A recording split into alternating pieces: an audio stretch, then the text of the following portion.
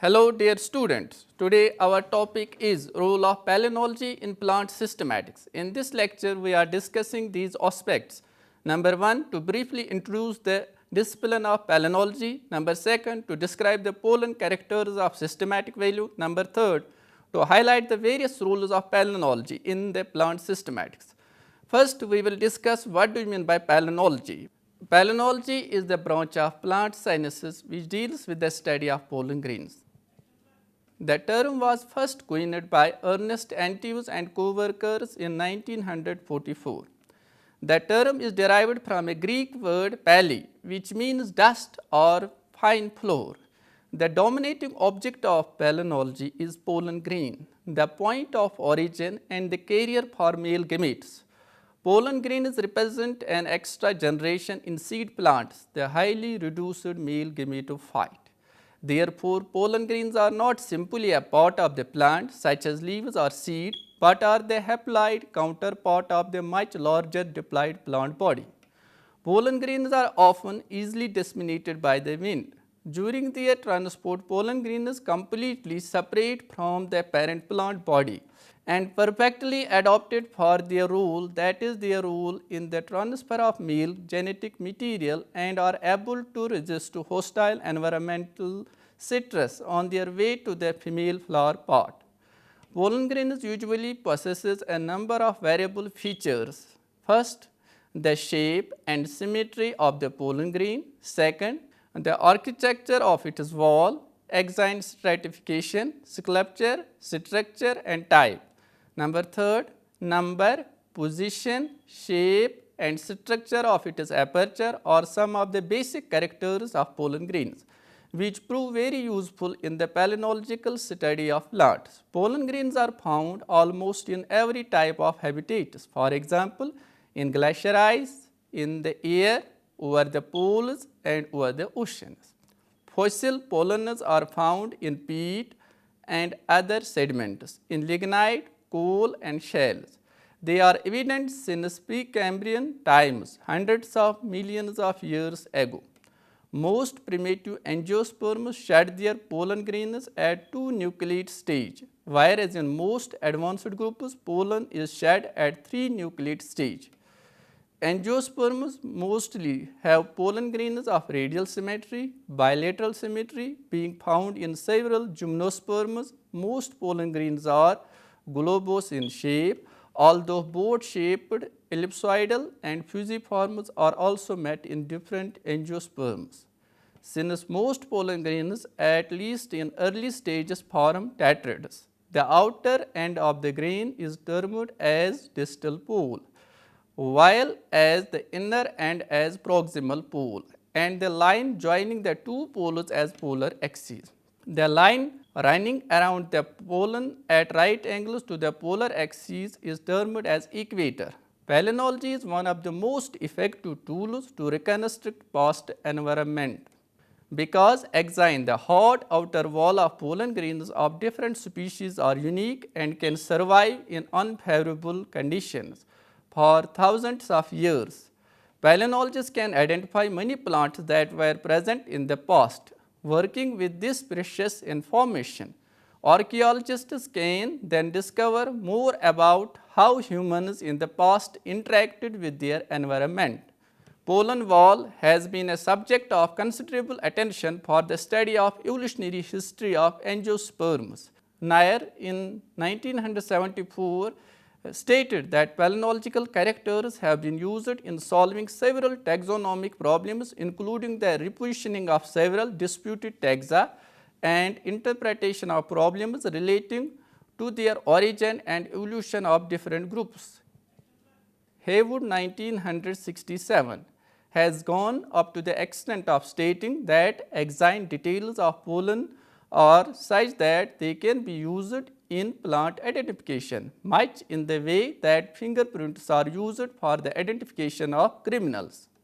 Number 2, pollen characters of systematic value. First, we will discuss pollen aggregation. Microsporogenesis yields 4 microspores which mature into 4 pollen grains. In majority of angiosperms, the pollen grains separate prior to release. Such a pollen grain is known as monods. In rare cases, pollen grains are released as fused in the form of pairs when they are known as diodes. In many angiosperms, the 4 microspores do not separate and pollen grains form a tetrad. 5 different types of tetrads were identified in angiosperms. First, tetrahedral tetrad, in which 4 pollen grains form a tetrahedron. In other words, 4 male gametes compacted in a sphere. Such pollen grains are found in the family Ericaceae. Second, linear tetrad, in which 4 pollen grains arranged in a straight line, as was reported in the genus Typha. Third, rhomboidal tetrad, in which 4 pollen grains in one plane with 2 separated from one another by closely contact of the other 2. Fourth, tetragonal tetrad, in which 4 pollen grains are in one plane and equally spaced as in Phylodrome genus. Number 5th, decussate tetrad, in which 4 pollen grains in 2 pairs arranged at right angles to one another, as in the genus Lecananthus. In some genera such as Calendra of Mimosidae, the pollen grains are connate in a group of more than 4. Such pollen grains constitute a polyod. A polyod generally consists of 8 pollen grains and rarely of more than 10.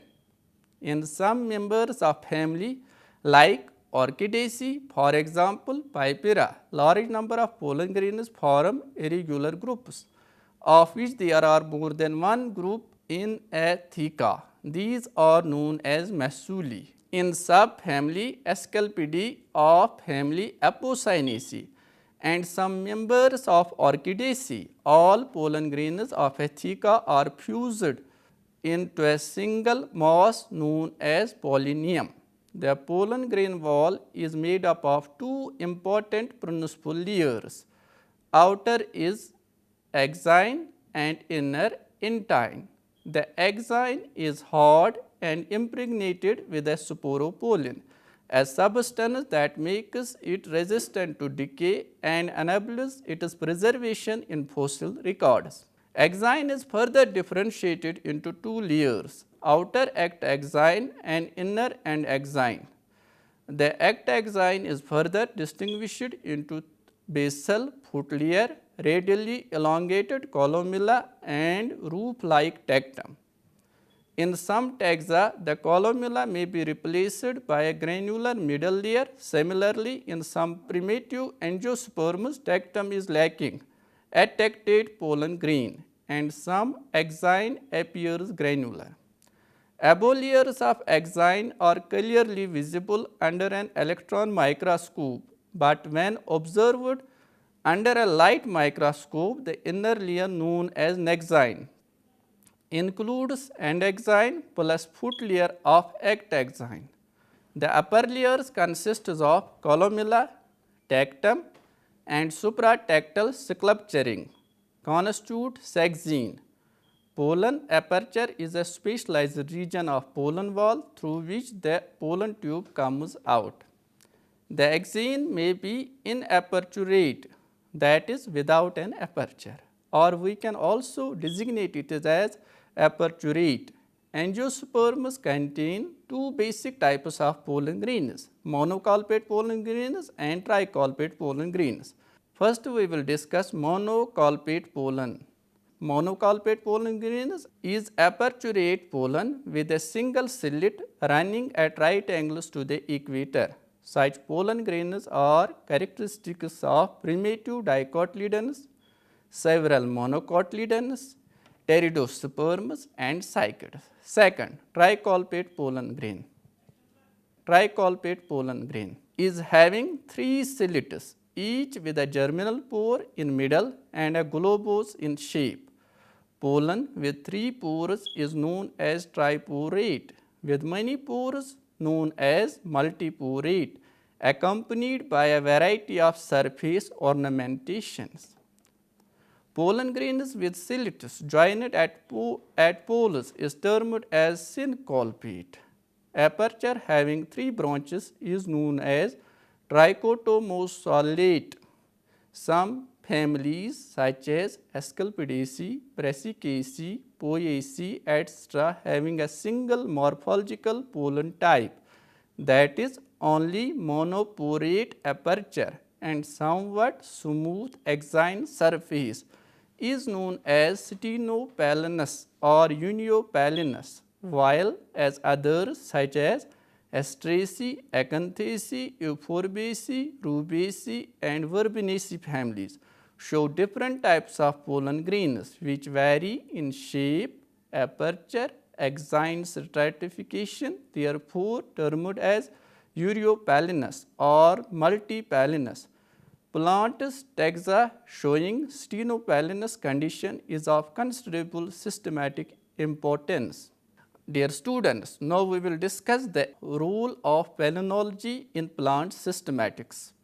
Pollen of anemophilous plants is usually small, rounded and smooth, rather thin-walled and dry, with shallow furrows. Anemophilous pollen is found in some families like Betulaceae, Cyperaceae, Poaceae, Salicaceae and several other families.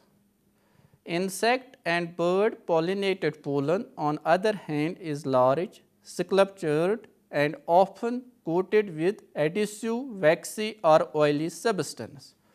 The pollen of Astraceae is highly elaborate, but simplification towards loss of sculpturing has occurred in several genera of Astraceae with wind pollination.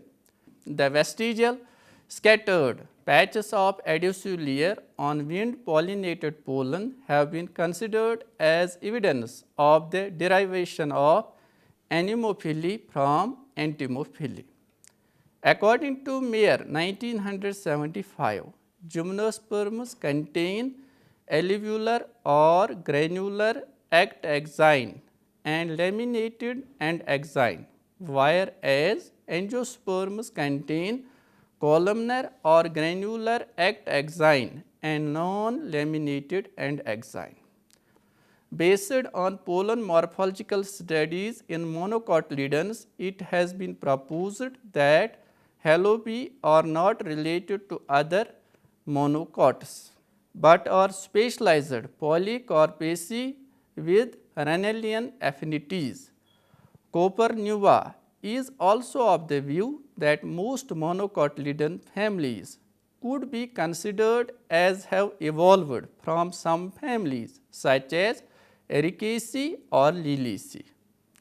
On the palynological basis of the triphyletic theory of angiosperms, 3 well-defined evolutionary stocks among angiosperms are recognized, which includes monocot stock, Magnolian dicot stock and Rennellian dicot stock.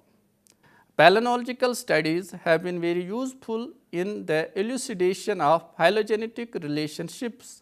For example, pollen morphology does not support sharp demarcation between the dicotyledons and the monocotyledons, as suggested by some systems of classification world over, because dicotyledons pollen characters also occur in some monocotyledons and vice versa. A massive exine and thin intine is present in angiosperm pollen, but in certain taxa among monocots, for example, Amaryllidaceae, Mussaceae, Gingerberaceae, the exine is highly reduced and intine is well defined. In Lamiaceae, 2 nucleate pollen grains are generally tricolpate, while as 3 nucleate pollen grains are hexacolpate. Palynological studies suggest that Thunerbigoideae of Acanthaceae family should be given a family status. Palynological evidences have supported the separation of Peonaceae from Ranunculaceae and Nelumbonaceae from Nymphaceae. based on the pollen morphology, 16 Indian species of cypress, and prepared a key to differentiate all of them on the basis of pollen characters. Pollen characters have proved useful in distinguishing the genera Phytoleuca and Revillina of Phytoleucaceae and several genera of Acanthaceae, Betulaceae and Primulaceae. Axine pattern is very useful in recognizing different species of genus Bohunia. Removal of Podophyllum from Barbadeaceae and its inclusion in a separate family, Podophyllaceae, is on the basis of palynological characters. Separation of Nelumbo from Nymphaceae into its own family, that is Nelumbonaceae, is highly supported by tricolpate pollen of Nelumbo as against the monosulcate pollen condition in Nymphaceae. The division of the genus Polygonum into 7 genera is based on pollen morphology as Bastota, Phagopyrum, Conigia, Persicaria, Polygonium, Peluriopatropum and Tenaria, which are distinct in their pollen types. Species of anemone can be distinguished on the basis of germinal aperture and pollen. It is 3-zonocolpate in anemone opticilloba, pentaporate in anemone ulcimifolia, and pentocolpate in anemone rivularis, and supraaperturate in anemone fulgensis. The genus Salix and Populus under Salicaceae can be distinguished on the basis of pollen characters. Salix has long and narrowed 3-furrowed pollen grains, while Populus has spherical pollen without distinct apertures. Pollen size is helpful in distinguishing 2 species of genus Malva. One is Malva rotundifolia with pollen size is 74 to 84 micrometers, and Malva sylvestris pollen size is 105 to 126 micrometers. Dear students, with this we come to the end of today's lecture. Hope you have enjoyed and understood it well. Thank you for watching.